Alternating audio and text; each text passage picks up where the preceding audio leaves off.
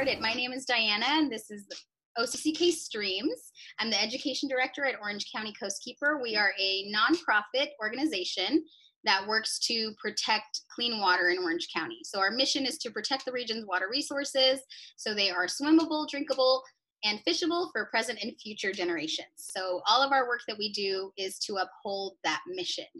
Today we are going to talk about marine debris, but let's just quickly recap the other subjects that we've talked about on this Water Warriors series.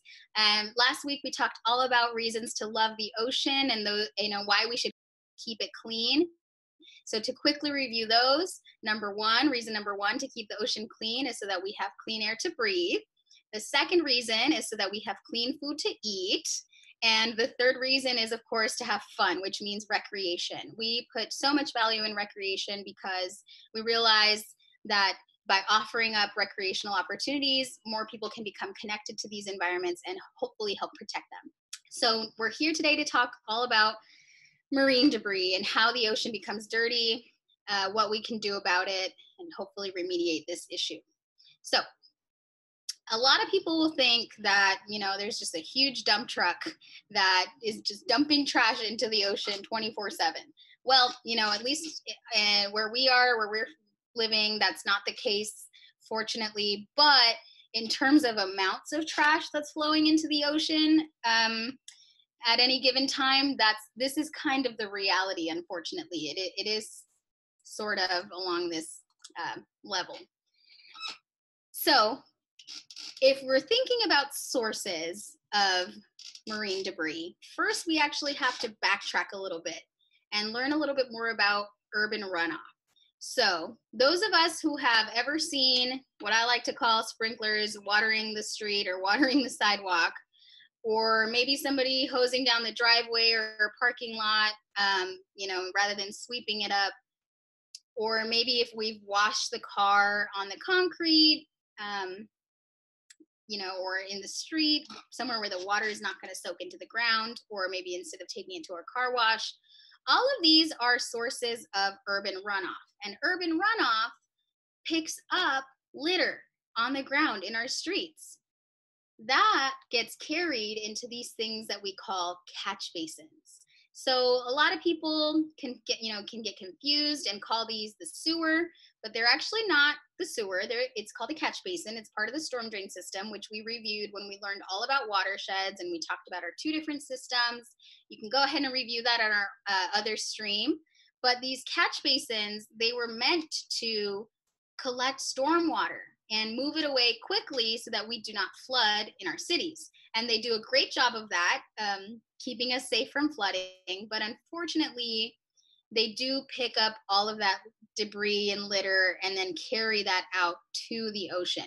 So that's actually how 80% of the trash of marine debris that gets into the ocean, it's actually from this system. It's from our storm drain system. So here's a storm channel that I'm sure most of us have seen driving along our streets. They look like concrete rivers. Many of those used to be natural flowing rivers, but we channelized them because a natural flowing river is going to flood and overflow every now and then. And when we are building our permanent structures along each side of the waterway, we can't really afford to have those rivers flood every rainy season. It's not safe. So we built this system, but unfortunately, we built kind of just like a funnel system for trash because of litter. So this is what our outlets end up looking like if we're not careful with the materials that we use. They end up becoming pollution. They end up going into our storm drain system and out to the ocean. So, our last line of defense is going to be our beach cleanups. But, unfortunately, right now that we're experiencing a global pandemic, we cannot continue with our beach cleanups safely. So really the only way to help prevent this issue is to just, not litter, to be responsible with the trash that we create and the materials we use, and to not let those get out into the environment in the first place. Otherwise, that's what we're going to be experiencing. So again, remember, all of this happens because of gravity, because of the watershed, pulling that water down towards the ocean and passing along those cities along the way, and picking up all of that pollution and bringing it along for the ride, unfortunately. So don't forget to check out our previous stream about watersheds if you need a bit of a refresher on them. But don't forget, everyone lives in a watershed. No matter where you live, your water eventually is going to end up in the ocean. So don't litter, because this is what it looks like. This is marine debris. And, you know, this here is still early in the process, where we could probably remove this pretty easily. But once it gets down to the beach, especially the styrofoam, it is so difficult to remove. A lot of it blends in with the sand. It's not great. So let's review. Litter gets on the ground on the streets, which then goes into catch basins, which go into storm drains or storm channels above ground. Then they go out to the ocean. And so now we're going to talk a little bit about what happens to that trash once it's out there. And unfortunately, it does have to do with animals, because, you know, we're not the only ones that use the ocean as a resource.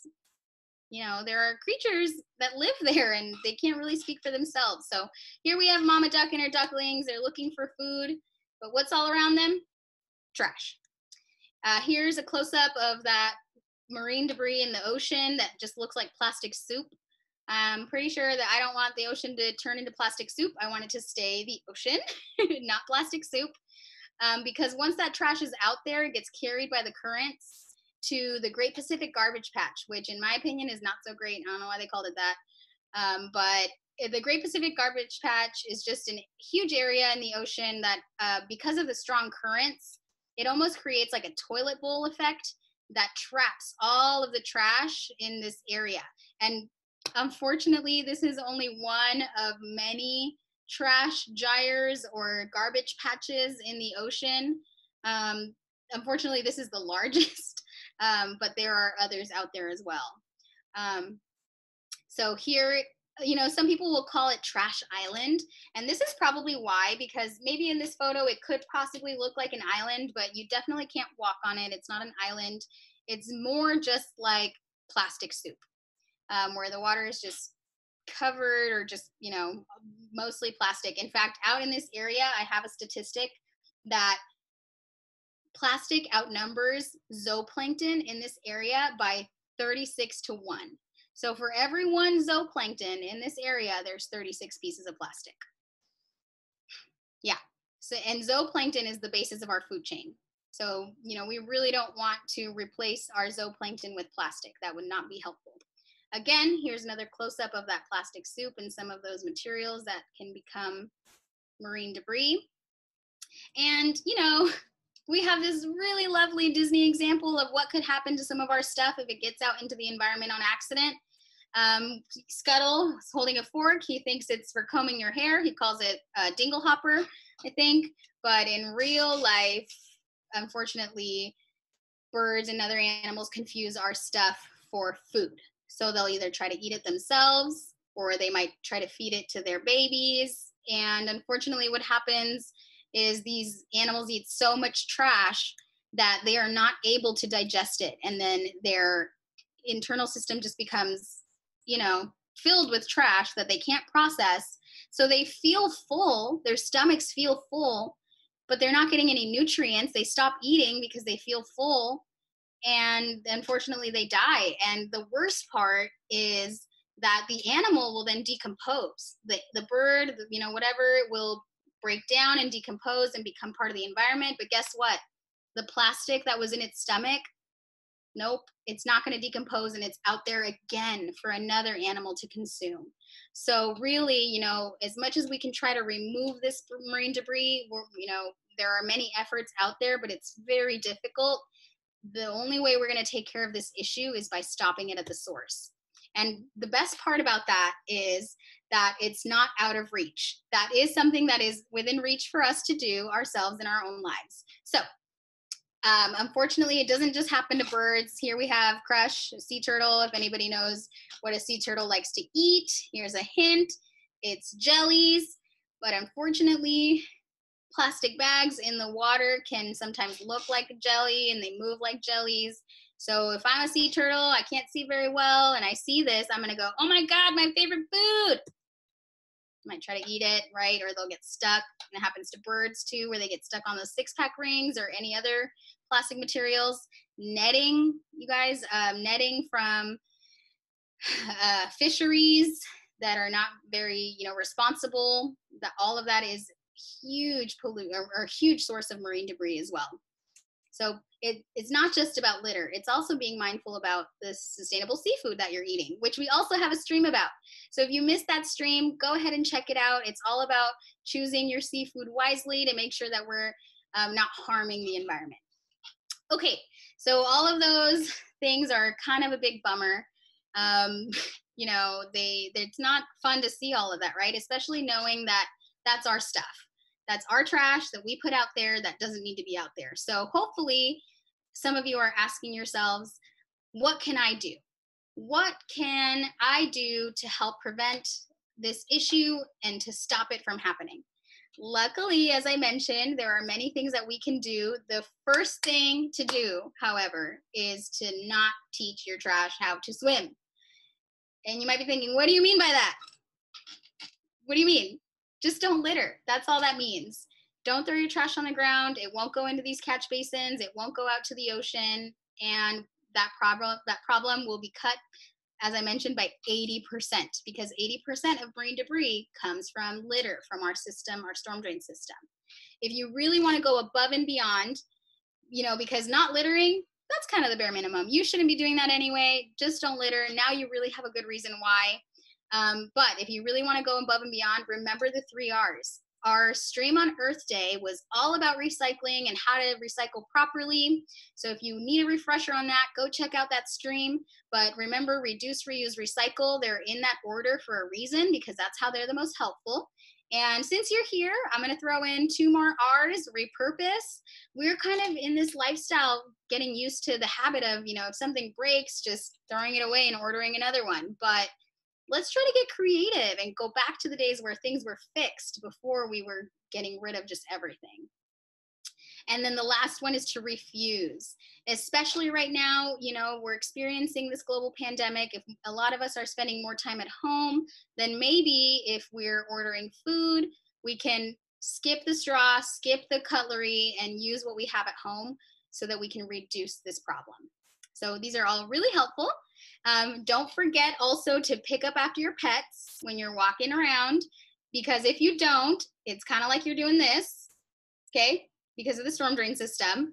If you're washing your car and you have access to a beautiful lawn like this man, you can just roll your car gently over onto the lawn, wash your car on the grass. You're watering the grass at the same time, and the soap in that, unless you're using really, really, actually no, not even harsh soaps.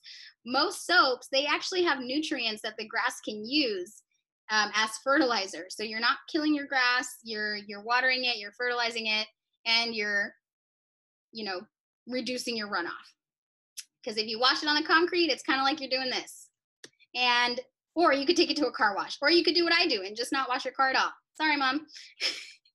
So even though we're still experiencing this global pandemic, there are still things we can do, like, when we're on our walks with our families, if we can safely remove litter, pick up trash by wearing gloves or using equipment to keep us safe, we can still keep doing that. We can still give back to our community, even when we're going through this. And maybe it would even help us feel good, right?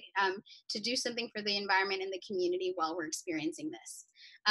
So, get your kids out. Go out as a family. Remember to stay safe, though. Please remember to use personal protective gear, or sweep it up. Don't pick it up with your bare hands, and wash your hands, definitely. If we can all remember these things, and if we all remember that all storm drains lead straight to the ocean, and also, just because you can't see it all the time doesn't mean it's not out there, okay? Don't forget about the Great Pacific Garbage Patch and all of the trash that's out there, and going through this cycle of harming animals and then getting back into the environment. If we can keep this in mind, then again, we'll have beautiful, clean oceans and clean beaches that we can enjoy with happy and healthy marine life, including happy jumping whales. Thank you all so much. And I did want to say it is Giving Tuesday today. So as a bonus, if you have an extra 3 minutes to hang around, I put together some slides just to show the work that Coastkeeper does, the various work that we do. And if anyone feels so inclined to donate today on Giving Tuesday, we do have a matching donor, so your donation today will be doubled. And anything goes a long way. We are a nonprofit, so even just $1 that covers equipment for a beach cleanup volunteer for us. So really, anything goes a long way. Here are those pictures I promised. So here's some pictures of our education programs. We also do a lot of advocacy work. Oops, I meant to do that with the editing. And we also do restoration. We've had previous success with the Rhine Channel, kelp reforestation, and now we're working on California oysters and eelgrass. You can find more information about this on our website. We do a lot of research. We have our Coastkeeper Garden that teaches about drought-friendly gardening in Orange County or anywhere in this area, really. It's California friendly. And then, of course, more pictures of our education program, because those are my favorite. I'm a little biased, but who doesn't love pictures of cute students? So here we go. Thank you all so much for being supporters of ours, and we hope to see you all again very soon at our community events and our field trips. We really miss engaging with you all, so hopefully these are providing a form of engagement for you all. Okay. Oh, I can't skip these. These are really good. This is our Kids Ocean Day event where we bring thousands of students to the beach, many of which have never been to the beach before. And then we get them all out there. We do a big beach cleanup. And then we get together in the sand to create art. So here's some of the ones that we've done in the past. Yes, those are all kids sitting in the sand. And then last year's, Protect What You Love. Thank you all so much again for joining us. I hope you all have a wonderful day.